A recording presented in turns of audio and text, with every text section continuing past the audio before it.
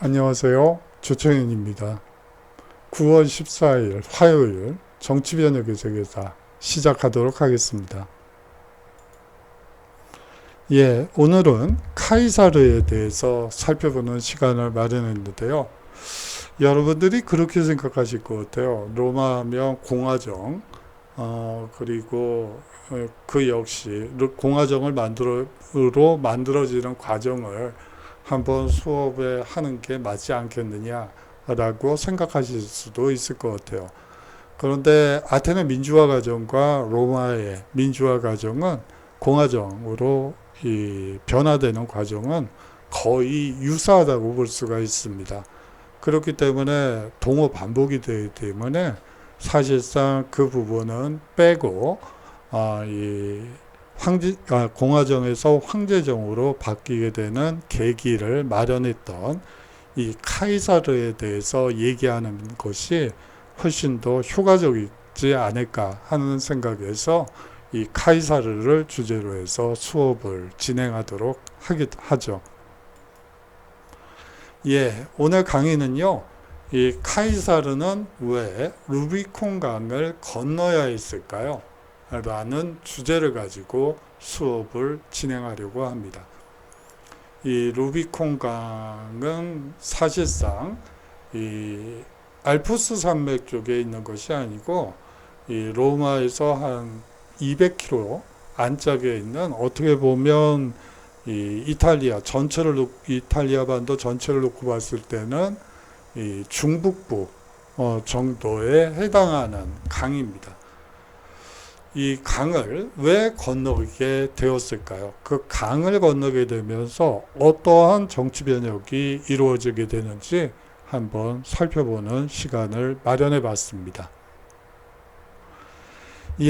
오늘은요, 이 루비콘강 도화 사건이 담고 있는 이 역사적 의미와 공화정에서 황제정으로 바뀌게 된 이유에 대해서 한번 수업을 진행하고자 합니다.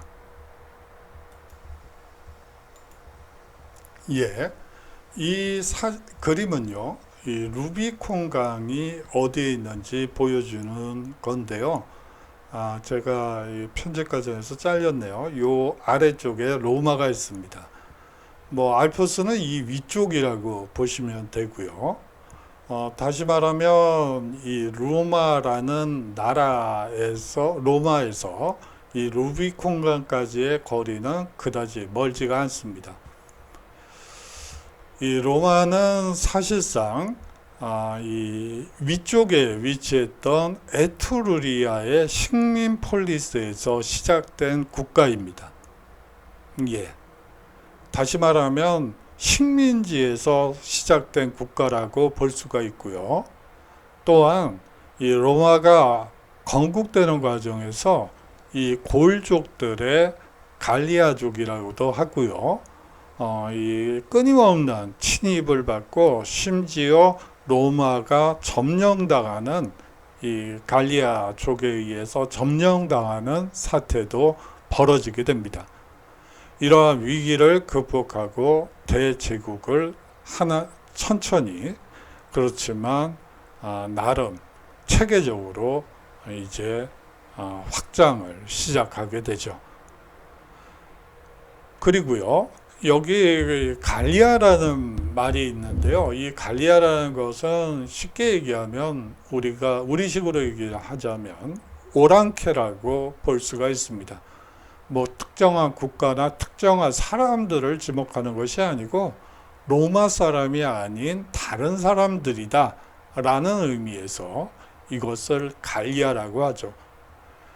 이 북부 이탈리아를 점령한 이후에 이 골은 이제 서북쪽으로 가게 됩니다. 그래서 소위 말하는 갈리아, 지금의 이 프랑스 지역을 보게 되죠. 그래서 그 지역을 골이라고 부르게 됩니다. 오랑캐들의 땅이라고 보시는 게 맞아요. 갈리아를 점령한 뒤에 오른쪽을 봤더니요, 또 다른 사람들이 말을 타고 자유롭게 왔다 갔다 하더라고요. 그걸 보면서 게르마니아라고 이름을 붙이게 됩니다. 다시 말하면 이름 모를 이상한 사람들, 오랑캐들 이렇게 이해하면 되겠죠. 뭐 한국사 쪽에서도 뭐 여러분들이 삼국사학이나 삼국유사를 한 번은 뭐 읽어 보셨지 않을까 하는 생각이 드는데요. 뭐 온조 박혁것의 그리고 초기 백제, 초기 신라의 기사를 보면 그 말갈이 상당히 많이 나옵니다. 말갈족 하면 저쪽 만주 지역에 있던 사람들인데 어떻게 한강 유역과 금성 유역까지 그 서라벌까지 진출할 수 있었을지 그 부분에 대해서 학계에서 많이 논의가 되고 있죠. 근데 요 근래에 나오는 얘기들은 뭐 이 신라나 백제에 저항하는 세력들을 싸잡아서 말갈 이렇게 얘기한 게 아닌가라는 얘기가 있습니다. 예, 뭐 지도를 보니까 엉뚱한 소리를 많이 하게 되네요. 죄송합니다. 수업은 안 나가고 지금 뭐 하고 있죠?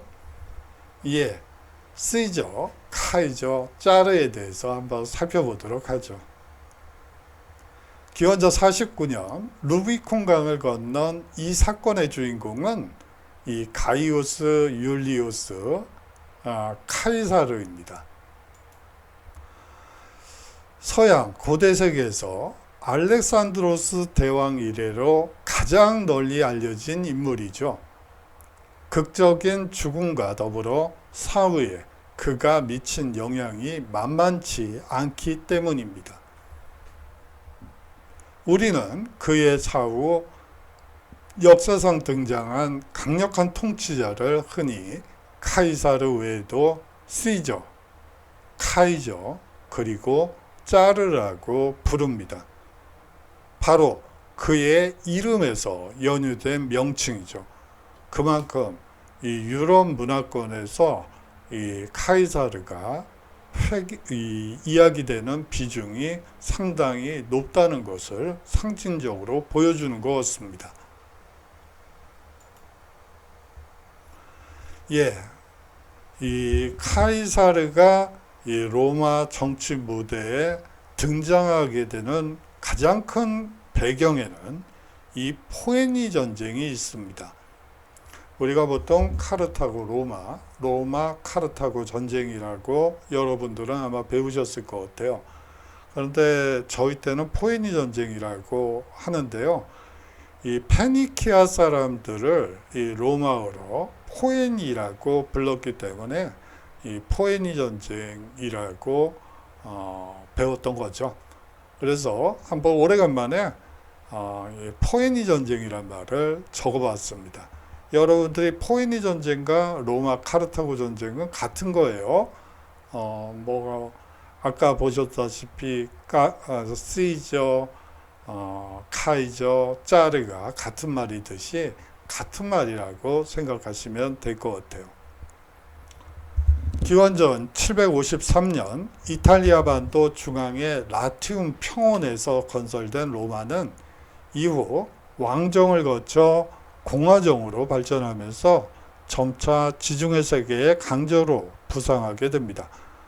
앞서 말씀드렸다시피 에트루리아 출신의 왕들이 지배했던 왕정에서 그들을 몰아내고 에트루리아라는 이 외세를 몰아내고 이제 공화정으로 자리를 잡게 되죠. 로마 공화정에서 이제 원로원의 역할이 상당히 중요한데요.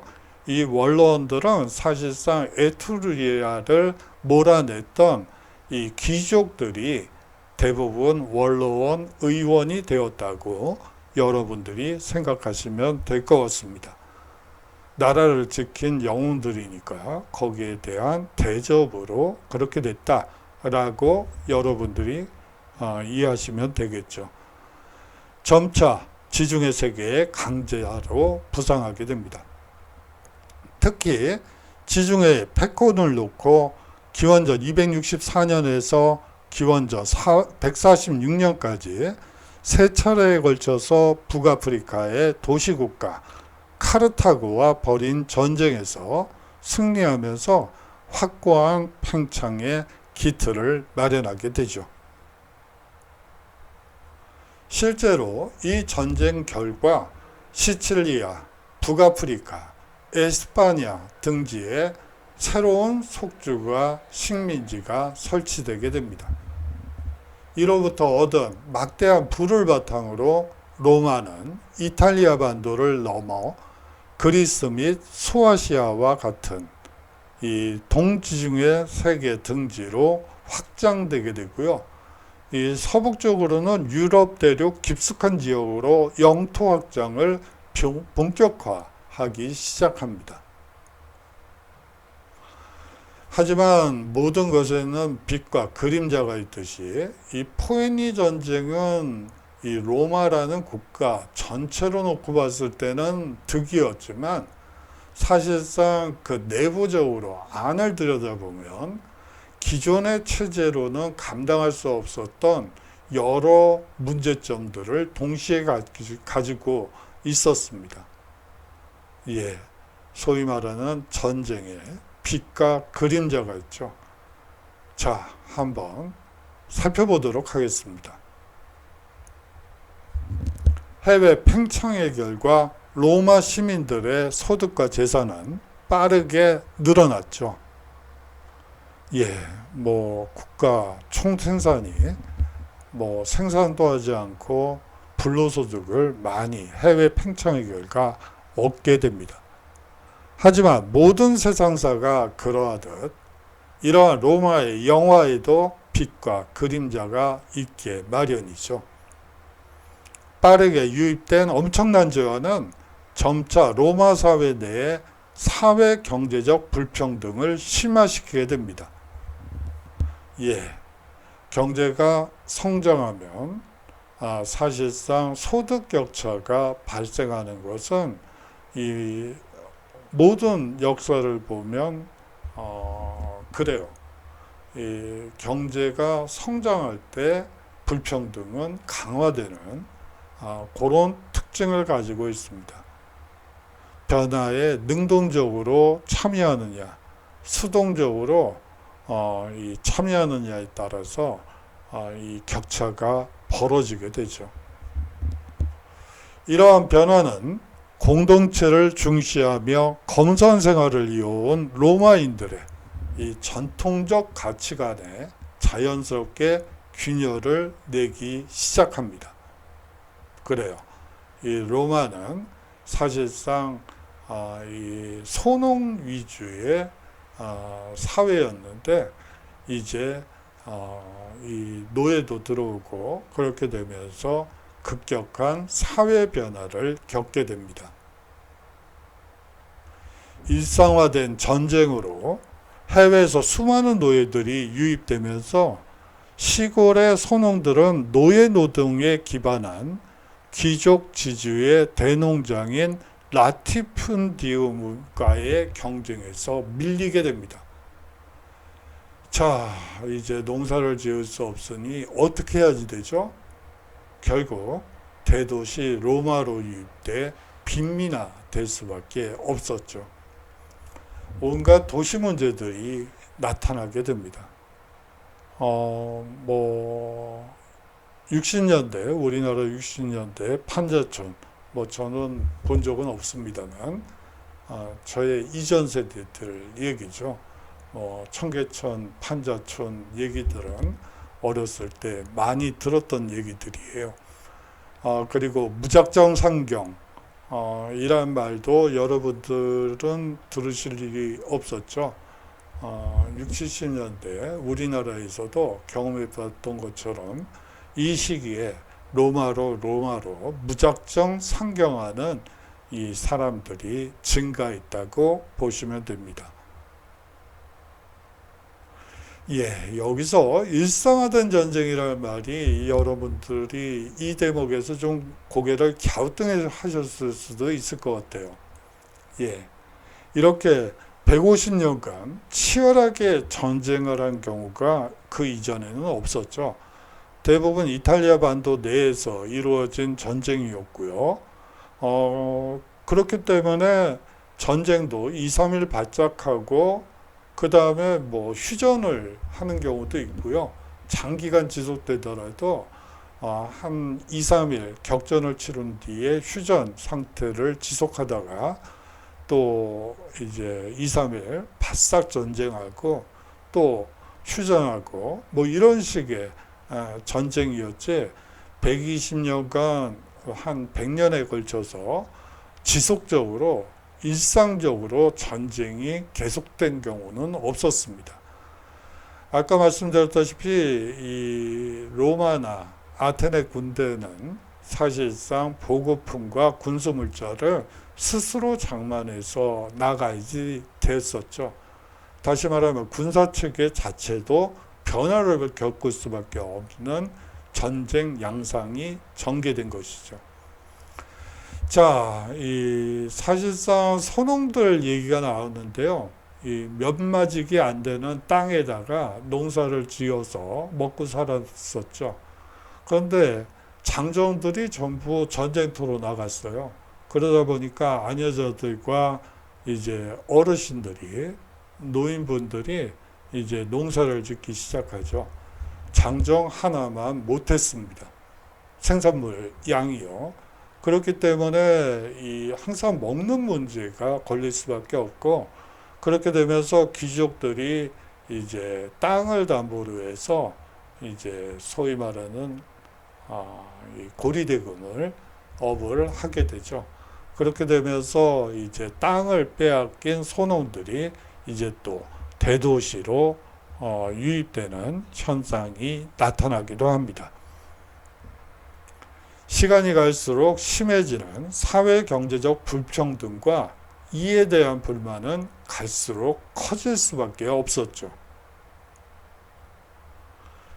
그야말로 사회 위기와 혼란이 연속됐다고 볼 수가 있습니다. 그래요.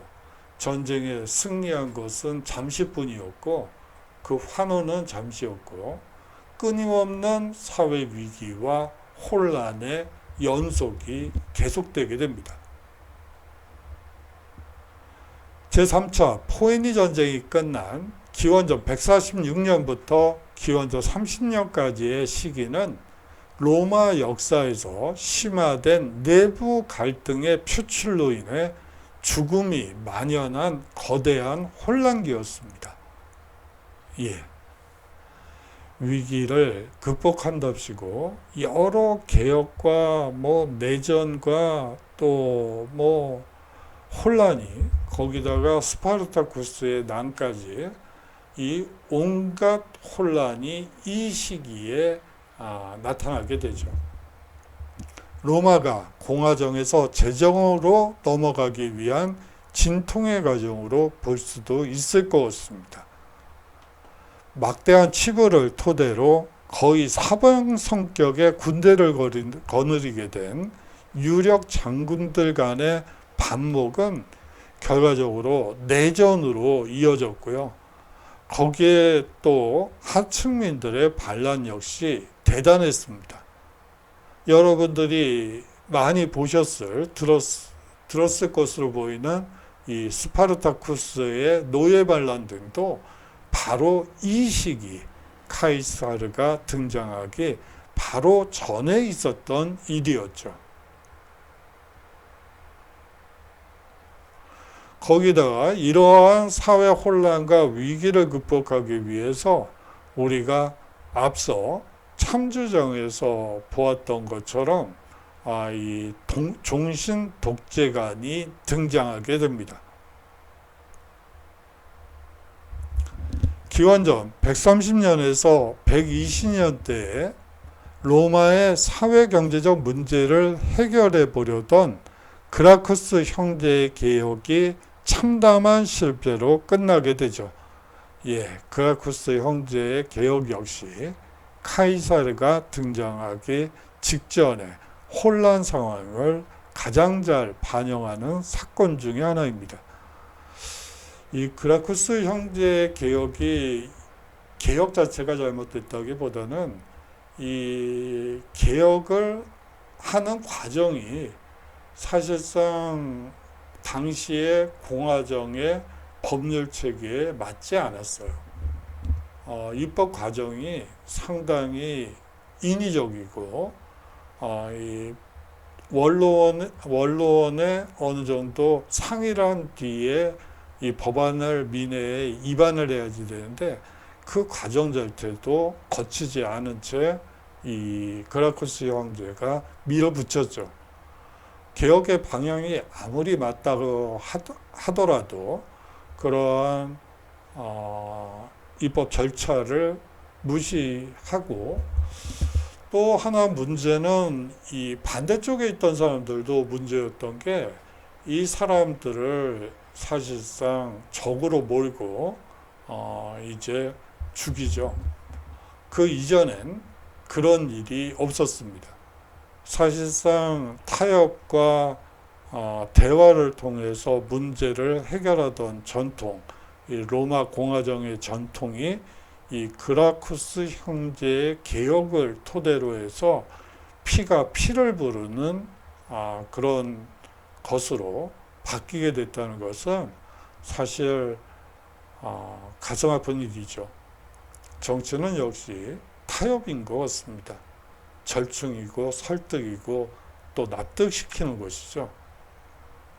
그러한 과정이 이제 실종되면서 로마의 정치는 그야말로 힘에는 힘, 그야말로 강대강의 이 투쟁으로 바뀌게 되죠. 대외 전쟁에서 명성을 얻은 유력 장군들이 권력의 정점에 서게 됩니다. 기원전 107년에는 마리우스가 등장하는데요. 그는 군대 및 평민계층의 전폭적 지지를 등에 업고 집정관이 됩니다. 이 집정관은요, 원래 공화정 로마에는 평소에는 임기 1년에 선출직 집정관 2명이 권력을 나누어 행사하다가 국가 비상시에는 6개월 임기의 독재관 1명에게 권력을 집중시킵니다. 여기서 말하는 국가 비상시는 적의 침입이 있을 때 사실상 이 전쟁이 승리하게 되면 이 집정관 둘이서 사실상 서로 협의하에 이 전쟁을 수행하는데 이 밀리기 시작하면 한 사람에게 이 독재관을 내 직위를 부여해서 모든 권력을 그 독재관이 행사할 수 있게 바뀌게 되죠. 앞서 그라쿠스 형제에 대해서 말씀을 드렸는데요. 이 그라쿠스 형제는 호민관 출신입니다. 이 호민관이라는 직책도 임기 1년의 선출직이고요. 이 10명이 선출되게 됩니다. 이 당시에 그라쿠스 형제만 호민관이 아니고 나머지 9명의 호민관들이 있었던 것이죠. 상호 합의하에 타협과 설득과 합의하에 어떤 결정을 이 호민관의 이름으로 호민단의 이름으로 이제 원로원과 평민회에 제안하게 됩니다. 그러한 합의 과정, 호민단 내에서의 합의 과정도 이 그라쿠스 형제의 개혁에서는 실패하게 되죠. 그러면서 이 무리한 개혁을 감행하게 되는 것도 이 문제점이라고 볼 수가 있겠죠. 이거는 뭐 그라쿠스 형제가 문제가 있다기보다는 로마 사회가 포에니 전쟁 이후에 겪게 된 사회 이 변화를 이 개인의 힘으로 하기는 어려웠지 않았을까. 그렇기 때문에 어려웠기 때문에 또 그렇게 무리를 할 수밖에 없지 않았을까 하는 생각은 듭니다만, 여하튼 이 정치란 사실상 타협과 설득과 합의라고 개인적으로 생각합니다. 이 마리우스는요, 집정관에 설출된 후 거의 종신토록 연임한 마리우스를 필두로 해서 이 기원전 82년 종신 독재관에 오른 술라가 권력을 휘두르게 됩니다. 반란과 배반, 패배 진영에 대한 가차없는 응징과 복수가 다반사로 자행되게 되죠.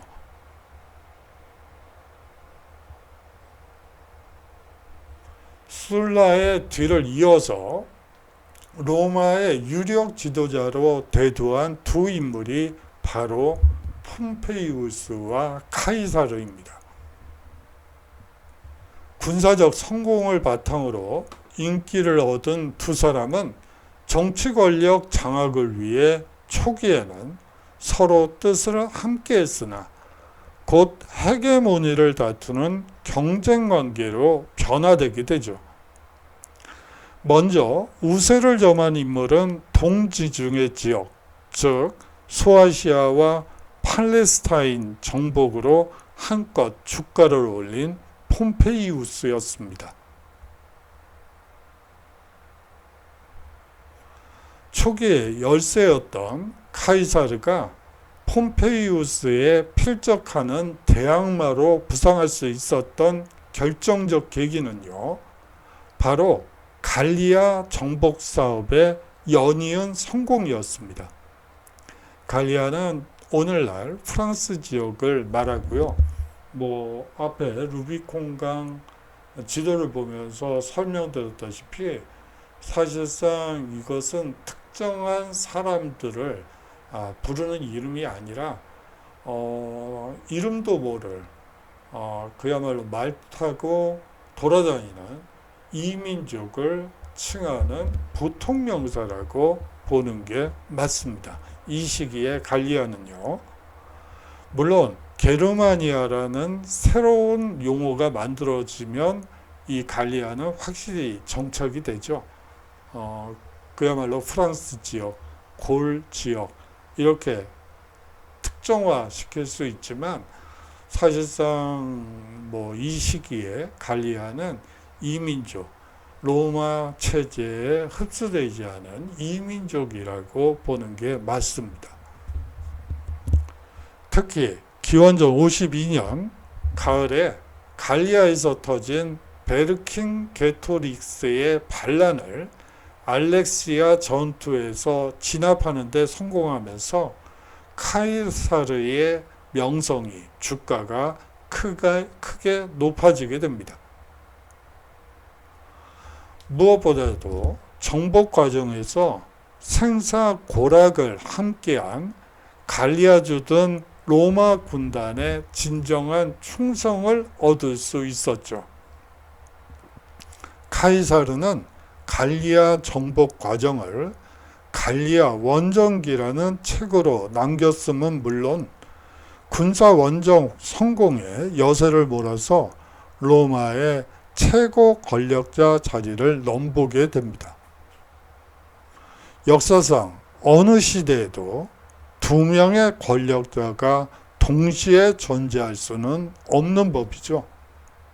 폼페이우스와 카이사르는 곧 생사를 건 대결로 나아가게 됩니다.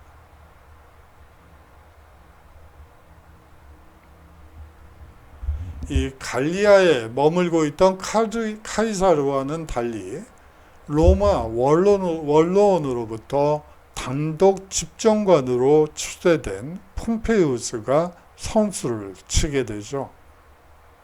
기원전 50년 원로원을 통해 카이사르에게 군대를 해산하고 로마로 복귀하라는 소환령이 떨어지게 됩니다. 자칫하면 체포돼 형장의 이슬로 사라질지도 모를 상황이죠. 경우에 따라서는 위아더 해군을 생각하시는 분들도 물론 소환령이 떨어지지 않고 자체적으로 한 것이긴 하지만 좀 다르군요. 제가 괜한 얘기를 한 것 같습니다. 여하튼 이 소환령이 내려졌을 때 그것도 1인 카이사르 혼자서 이제 로마로 복귀하라는 소환령이 내려지게 되죠. 그런데 이제 카이사르는 정예 일개 군단, 일개 군단은 사실상 4,500명 정도 되는 병력이라고 보시면 됩니다.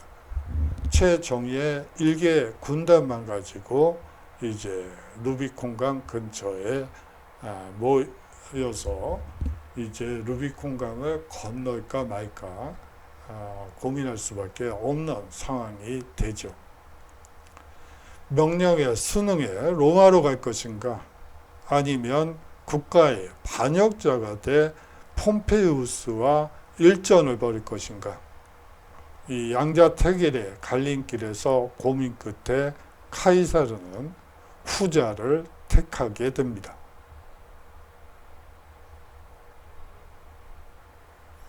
기원전 49년 1월 12일 마침내 주사위는 던져졌다는 유명한 말을 남기면서 휘하의 정예 1개 군단 병력을 이끌고 로마와 속죄의 경계선이었던 루비콘강을 건너 이 로마로 진군하게 됩니다.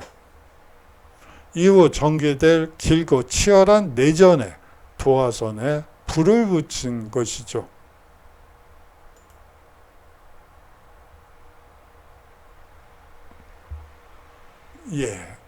사진이 그냥 넘어가 버렸네요. 여러분들이 PPT도 같이 올릴 예정이니까 참고해 주셨으면 좋을 것 같아요.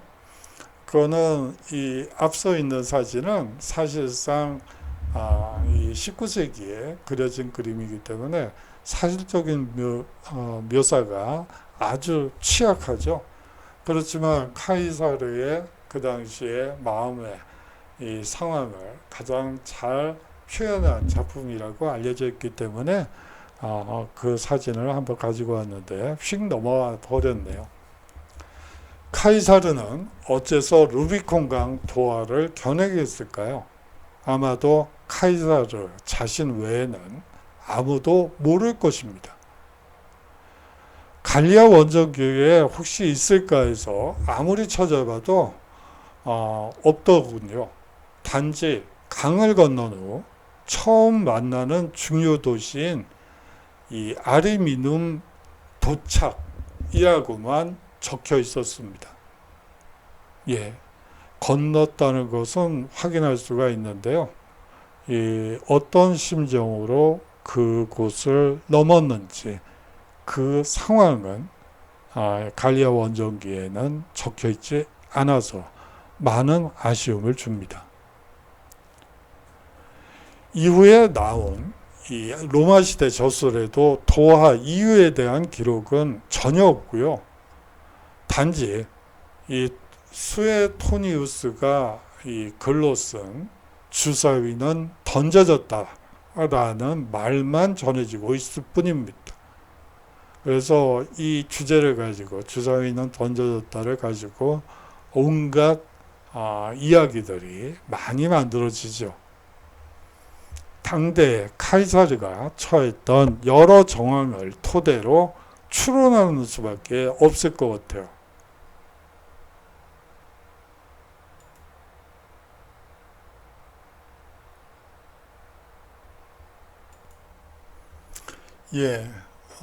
오늘은 여기까지 하고요. 이제 금요일날 이 루비콘강의 의미와 여러 가지를 수업 시간에 하도록 하고요. 여러분들 중에서 이제 2주차 과제를 어떤 형식으로 보내는 것을 원하는지 물어보시는 분들이 많이 있습니다. 그런데 말이죠. 사실상 형식에 구애받지 마시고 여러분들이 두 가지 중에 한 가지를 선택해서 작성해서 제출해 주시면 될 것 같아요. 그리고요, 그뿐만이 아니고 워드가 됐던 그리고 한글 파일이 됐던 그리고 여러분들이 뭐 손으로 작성해서 사진으로 올려주셔도 사실상 무방해요. 그렇다 그래서 뭐 손으로 써가지고 내라는 그런 얘기는 아니고요. 어떤 경우, 어떤 형식의 이 자료라도 상관이 없으니까 이 2주차 과제란에 반드시 작성해서 올려주셨으면 하는 바람이 있습니다. 뭐 다른 데서 뭐 점수가 낮아지는 거는 뭐 그렇지만 이 과제에서 낮아지는 것은 좀 그런 것 같아요. 여러분들이 적극적으로 자신의 의견을 한번 개진해 보시는 것도 좋지 않을까 싶습니다. 예, 뭐 날씨가 어제는 밝았었는데 오늘은 좀 우중충하네요. 이 전형적인 환절기예요. 여러분들 감기 걸리지 않도록 조심해 주시고요. 건강한 모습으로 금요일 날 서로 인사 나누도록 하죠. 안녕히 계십시오.